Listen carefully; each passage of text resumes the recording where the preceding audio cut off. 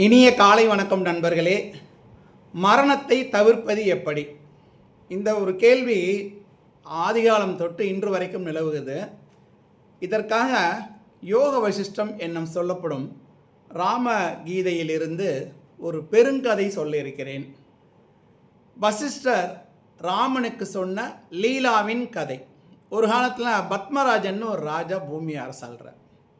ரொம்ப நல்லவருங்க, வல்லவருங்க, நிறைந்த செல்வம், பெரும் சுற்றமெல்லாம் இருக்குது. மனைவியை ரொம்ப அன்பாக பார்த்துக்கிறாரு. அவருடைய மனைவியின் பேர் லீலா. அவள் ஒரு நாள் நினைக்கிறான், இந்த அன்பு கணவனுடன் நான் நீண்ட நாள் வாழ வேண்டும் அப்படின்னு சொல்லிட்டு அரசவை ஞானிகள் படித்தவங்க பெரியவர்களை பார்த்து கேட்குறா, எப்படி இறப்பில் நின்று மரணத்திலிருந்து எப்படி விடுபடுவது அப்படின்னு கேட்குறா.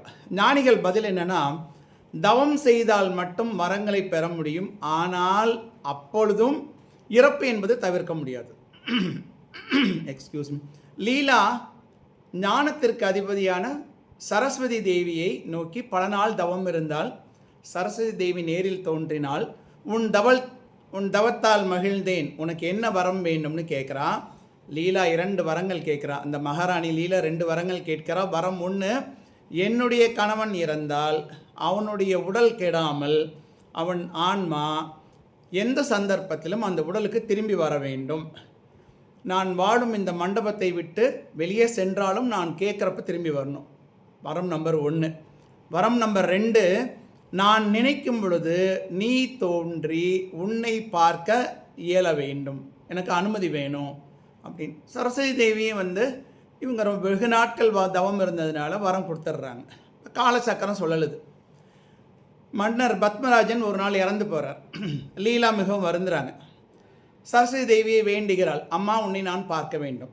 சரஸ்வதி தேவி அவள் முன் தோன்றி,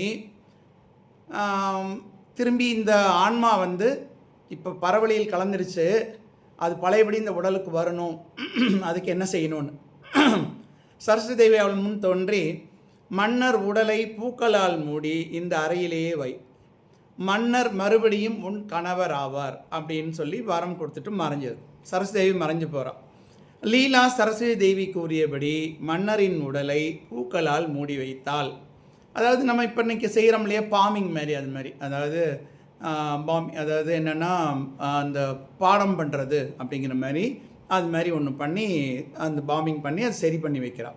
லீலா மறுபடியும் சரஸ்வதி தேவியை நோக்கி வேண்டினால், லீலா சரஸ்வதியிடம், என் கணவரின் ஆன்மா இப்பொழுது எங்கு வாழ்கிறது, என்ன செய்து கொண்டிருக்கிறது, அதை நான் பார்க்கணும், என்ன அவர்கிட்ட கூட்டிகிட்டு போங்க, என்னால் அவரை பிரிந்திருக்க முடியவில்லை. பாருங்கள், விவகாரம் பெருசாகுது பாருங்கள்.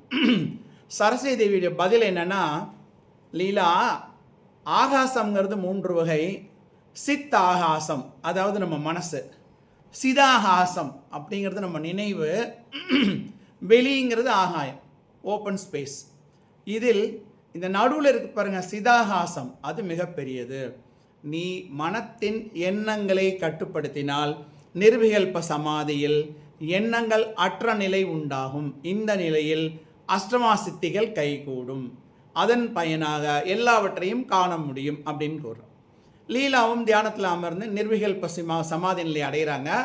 அஷ்டமா சித்திகள் கைவர பெற்றால் தன் கணவன் வேறொரு நாட்டில் அரசு செலுத்துவதை பார்க்கிறாள். அஷ்டமா சித்தி கிடச்சதுனால தேடி அலைகிற உலகம் பூரா தம் புருஷன் எங்கே இருக்கான்னு பார்த்தா, அவர் வேறொரு நாட்டில் அரசு செலுத்திட்டு இருக்கு, அரசு ராஜாவாக இருக்கிறத பார்க்குறான். திரும்ப பழையபடி சரஸ்வதி தேவியை கூப்பிடுறாங்க, வேண்டனோன்னு அம்மா தேவி அவள் முன் பிரசன்னமானால், லீலா சரஸ்வதி தேவியிடம் கேட்டால், எப்படி என் கணவரின் ஆன்மா இன்னொரு இடத்துக்கு வந்தது? இது மாயமாக தெரிகிறது, என்னுடைய மனப்பிரமை நீங்கள் பதில் சொல்லுங்கள். சரஸ்வதி தேவி பதில் என்னன்னா, முதலில் உண்டான மனத்தின் நினைவுகளே இந்த 2வது நினைவிற்கு காரணம். முதல் நினைவுகளே அடுத்து வரும் பிறவிகளுக்கு காரணமாகிறது. இது உலகத்தோடைய இன்னொரு பிறவி, இன்னொரு பகுதி.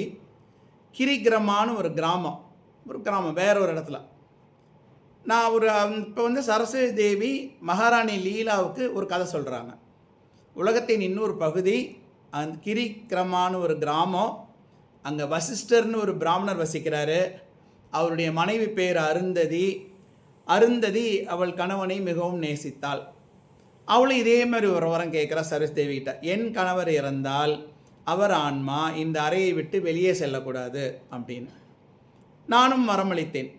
அதாவது என்ன அர்த்தம்னா, இந்த அறையை விட்டு வெளியே வெளியே போகிறதுனா என்னன்னாங்க, நீங்கள் வந்து ஒரு வரிசையாக ஒரு பானை கடை இருக்குதுன்னு வச்சுங்களேன். நிறைய பானைகள் அங்கே இருக்குது. பானையை மேலே மூடி போட்டு வச்சுருக்கோம். மேலே மூடி போட்டு அந்த மூடிக்குள்ளே கொஞ்சம் காற்று இருக்கும் இல்லையா? இப்போ நான் அந்த மூடியை இப்போது திறக்கிறேன், அந்த பானையை உபயோகப்படுத்த பார்க்கல, இல்லை அதில் தண்ணி நிறைக்கிறப்ப உள்ளே இருக்கிற காற்று என்ன ஆகுது, வெளியில் இருக்கிற பெரும் காற்றோடு கலந்து விடுகிறது. அது மாதிரி தான் பிரம்மம்.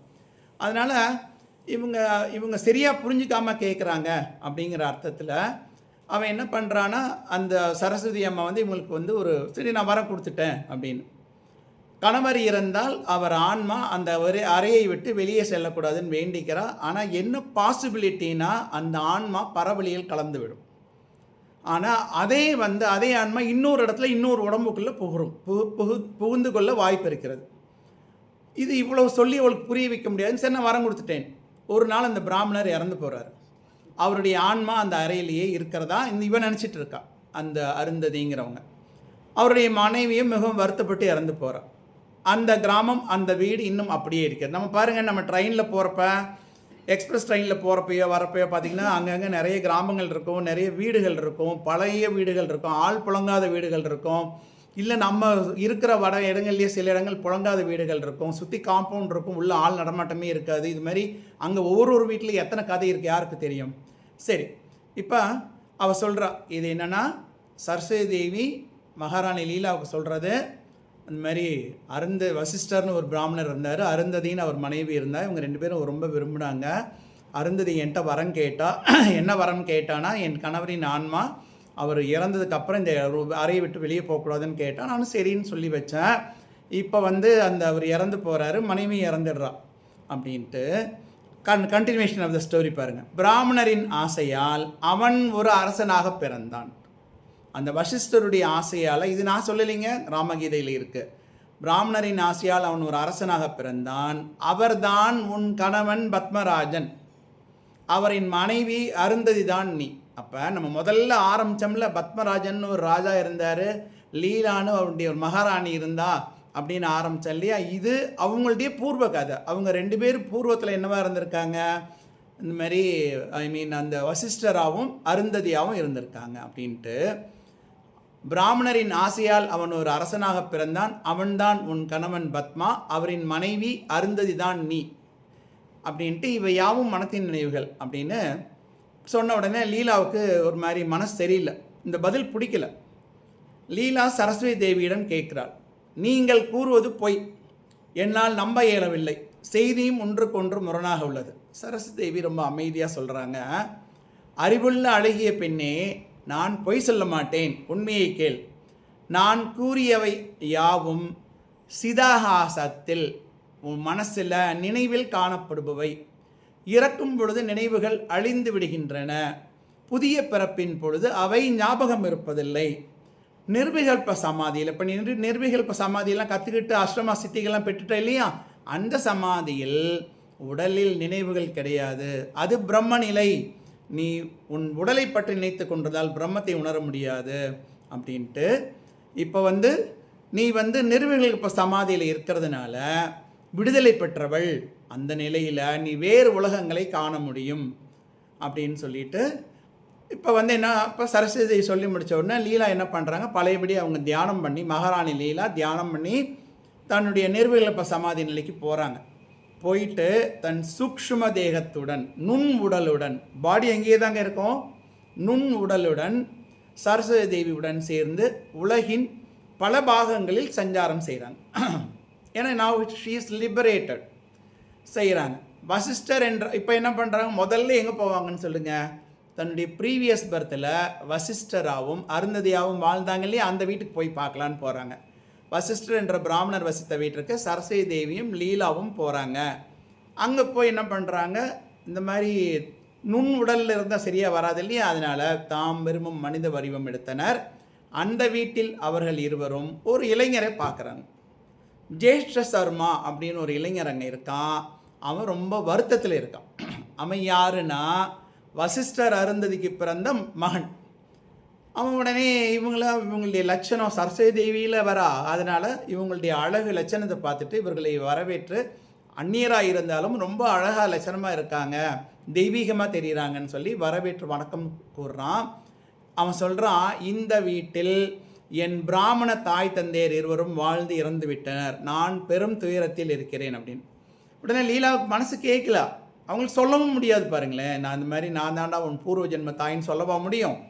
அதனால் என்ன பண்ணுறான், அவனுடைய தலையை தொட்டு அவனுக்கு வருடி கொடுத்து உடனே அவனுக்கு துன்பம் நீங்குது. அப்புறம் அங்கேருந்து அவங்க மறைஞ்சிடுறாங்க. இப்போ வந்து சரஸ்வதி தேவி கேட்குறான் லீலாட்ட, லீலா, மகாராணி லீலா, நீ அறிய வேண்டியதை அறிந்து கொண்டாய், பார்க்கும் உலகின் மாயையை உணர்ந்து கொண்டாய், பிரம்மநிலையை உணர்ந்தாய், உனக்கு இன்னும் என்னமா வேணும், இன்னும் ஓயாமல் வாவான்னு கூப்பிட்ற, அப்பப்போ நீ ப்ரே பண்ண உடனே நான் வர வேண்டியிருக்கேன், ஏன்னா நான் வரம் கொடுத்துட்டேன் அப்படின்னு லீலா கேட்குறா. இப்போ அந்த அம்மாவுக்கு பாருங்கள், ஆசைக்கு எல்லை இல்லைங்கிறது தான்.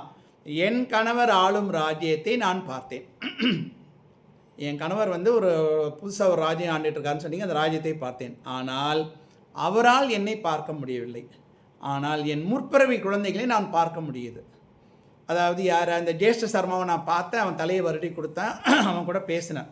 இதற்கு காரணம் என்ன அப்படின்னு சரஸ்வதி தேவி சொல்கிறாங்க, பயிற்சியின்மையால் உன் மனதின் நினைவுகள் வாசனைகள் அழியவில்லை. முதலில் பாருங்கள், எவ்வளோ முக்கியமான அண்டர்லைன் பண்ண வேண்டிய வேர்டு பாருங்கள், த சென்டென்ஸ், நான் லீலா என்ற எண்ணம் உன்னிடம் மறையவில்லை. இதில் நீங்கள் எக்ஸ்ன்னு வச்சுக்கோங்க, யார் பேர் வேணாலும் போட்டுக்குங்க. அந்த எண்ணம் மறைஞ்சா, அந்த அகந்தை குறைஞ்சாதாங்க நம்ம வந்து எதையும் உணர முடியும், பிரம்மத்தை உணர முடியும். பயிற்சியின்மையால் உன் மனதின் நினைவுகள் வாசனைகள் அழியவில்லை. முதலில் நான் லீலா என்ற எண்ணம் உன்னிடம் மறையவில்லை. ஆனால் இப்போ உன்னிடம் சித்திகள் வந்துருச்சு, அதனால் உன் குழந்தைகளை காணும் திறனை பெற்றுள்ளாய்.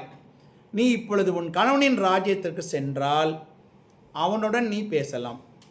அதாவது லீலாவுடைய பத்மராஜன்னு கணவன் இருந்தான் இல்லையா, அவன் வந்து இப்போ உலகத்தின் வேற ஒரு இடத்துல அரசனாக இருக்கான். அந்த இடத்துக்கு நீ போனால் அவங்க கூட நீ பேசலாம். இதை நான் முதலே உங்களுக்கு சொல்லிட்டேன். லீலா சொல்கிறாங்க, இப்பொழுது என்னுடைய எல்லா நினைவுகளையும் பார்க்க முடிகிறது.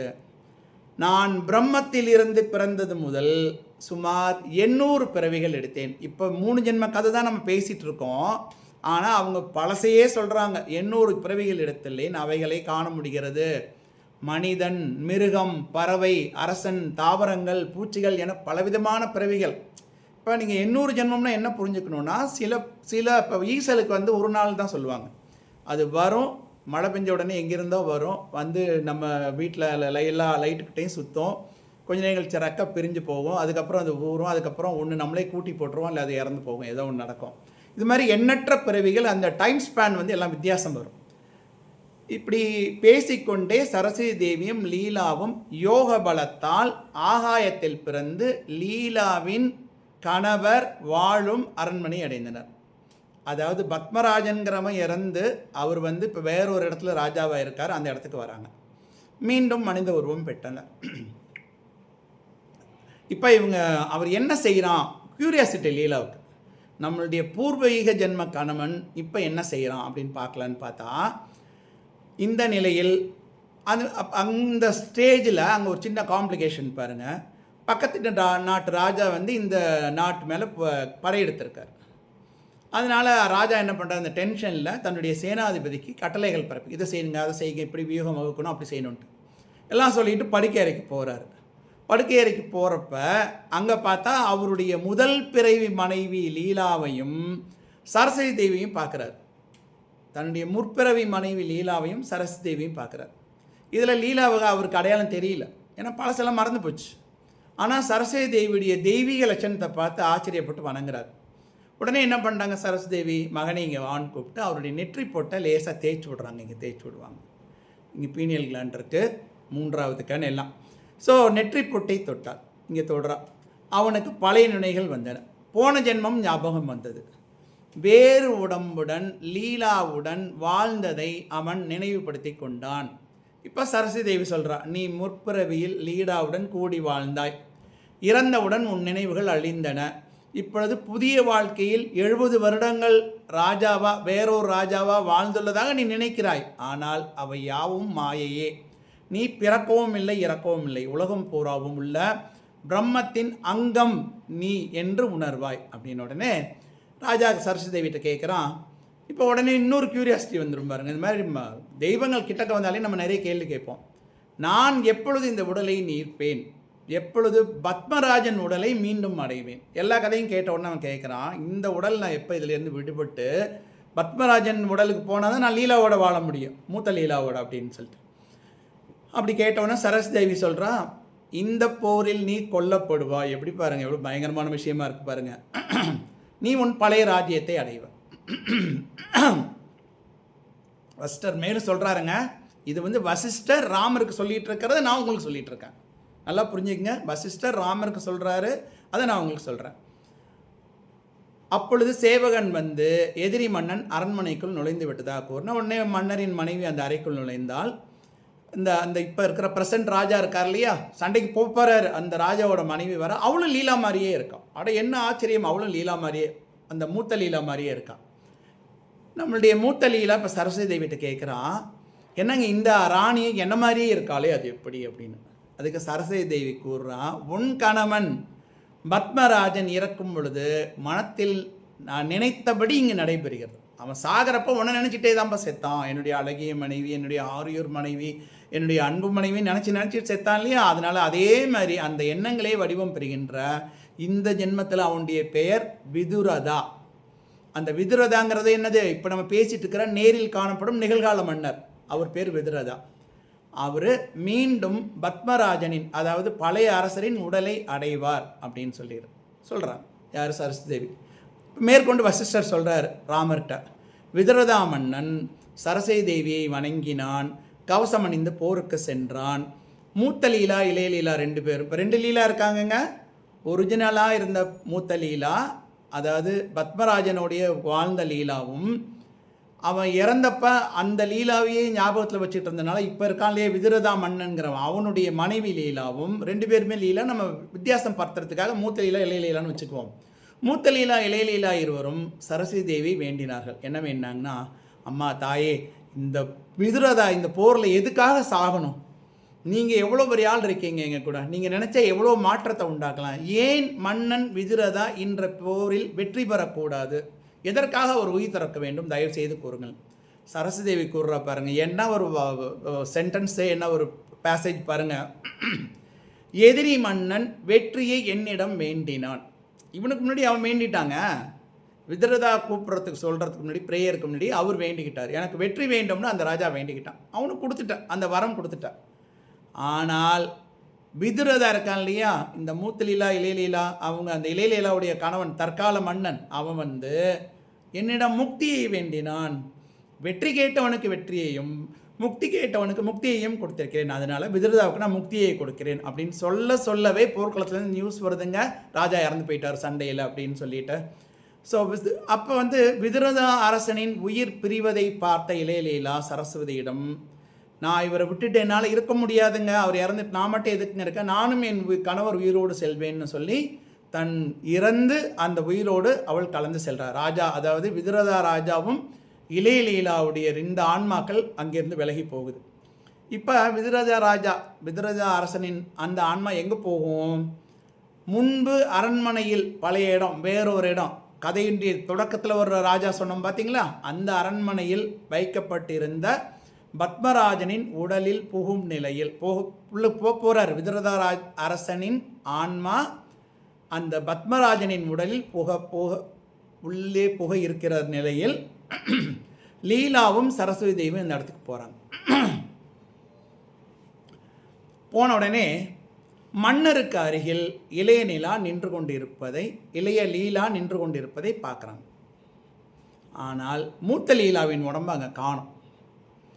சரஸ்வதி தேவிகிட்ட கேட்குறா, மூத்த லீலா என் உடம்பு எங்கம்மா காணோம்?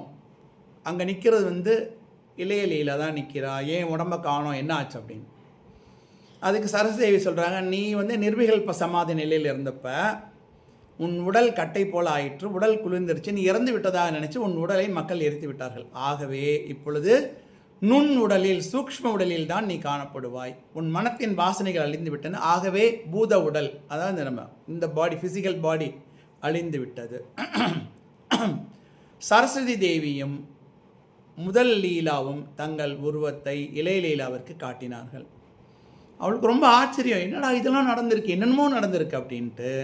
இப்போ இந்த சூழ்நிலையில் பத்மராஜன் மன்னனின் ஆன்மா அவன் உடலில் புகுந்தது. அவன் உயிர் பெற்றான். கேட்குறான், நீங்களாம் யார், இந்த பொண்ணுங்களாம் யாருன்னு கேட்குறான். ஏன்னா அவனுக்கு எதுவும் ஞாபகம் இல்லை. முதல் லீலா, அதாவது மூத்த லீலா நடந்தது அனைத்தையும் பத்மராஜனிடம் விளக்கி கூறினாள். அவற்றை கேட்டு மன்னன் சரஸ்வதி தேவி வணங்கினான். சரஸ்வதி தேவி அனைவரையும் ஆசிர்வதித்து விட்டு மறைந்தாள். மன்னன், அந்த பத்மராஜன்கிற மன்னன் 2 லீலாக்களின் நுண் உடலையும் சேர்ந்து பல ஆண்டுகள் ஆட்சி செய்தான். 2 லீலாக்களும் ஃபிசிக்கலாக இல்லைங்க. ஒரு லீலாவோட உடல் வந்து அவள் வந்து அந்த நிர்விகல்ப சமாதி நிலையில் இருந்தப்போ உடம்பு குளிர்ந்து போச்சுன்னு ஜனங்க எரிச்சிட்டாங்க. இன்னொரு இப்போ இருக்கிற இந்த இளைய லீலாங்கிறவ வந்து அவள் வந்து நுண் உடலோடு தான் வந்திருக்கா. ஆனாலும் மன்னன் கண்ணுக்கு மட்டும் இவங்களாம் தெரியுவாங்க. இது வந்து புராண கதைங்க. இதில் நம்ம என்ன ரசிக்கணும்னா இதில் இருக்கிற சுவாரஸ்யத்தை தான் ரசிக்கணும். இதில் நமக்கு நிறைய விஷயம் இருக்குது. இந்த கதை மிகுந்த உள்ளர்த்தம் உடையது. நம்முடைய எல்லா பிரச்சனைகளுக்கும் காரணம் மனமே. இந்த நம் உடல் அழிந்த பின்பு மறுபிறவியில் எடுக்கும் புதிய பிறவியும் நம் மனத்தின் எண்ணங்கள் படியே அமையும். பகவத்கீதையில் தான் இதை கண்ணன் சொல்கிறாருங்க அர்ஜுனனுக்கு. குந்தியின் புதல்வா, இறுதி காலத்தில் எப்பொருளை எண்ணிக்கொண்டு ஒருவன் உடலை விட்டு பிரிகிறானோ எப்பொழுதும் அந்த பொருளையே பாவிப்பான் ஆகிய அவன் அதையே அடைகிறான் அப்படின்னு கீதை 6வது அத்தியாயத்தில் சொல்லப்பட்டிருக்கிறது. அப்போ நம்ம வந்து நம்ம எந்த தொடர்பும் இல்லை, நம்மளை யாரும் பார்க்குறதுக்கு ஆள் இல்லை, கேட்குறதுக்கு ஆள் இல்லை அப்படின்லாம் நினச்சிக்கிட்டு ஏகப்பட்ட காரியம் பண்ணிகிட்ருக்கோம். பட் நம்மளோட நடக்கக்கூடிய எல்லா விஷயங்களும் ஒன்றோடு ஒன்று தொடர்புடையவை. நம்மளுடைய உறவினர்கள், நம்மளுடைய சகோதர சகோதரிகள், மனைவியின் வழியில் நம்மை சேர்ந்து வந்தவர்கள், நம் வீட்டில் இருக்கிற பழைய 60 வருஷ தென்னை மரம், எதுக்கு இருக்கிற 100 வருஷ ஆலமரம் முதற்கொண்டு ஏதோ ஒரு விதத்தில் நம்மளோட தொடர்பு கொண்டு போன பிறவிகள், அதுக்கு இந்த பிறவிகள் நம்மளோட இருந்துச்சு.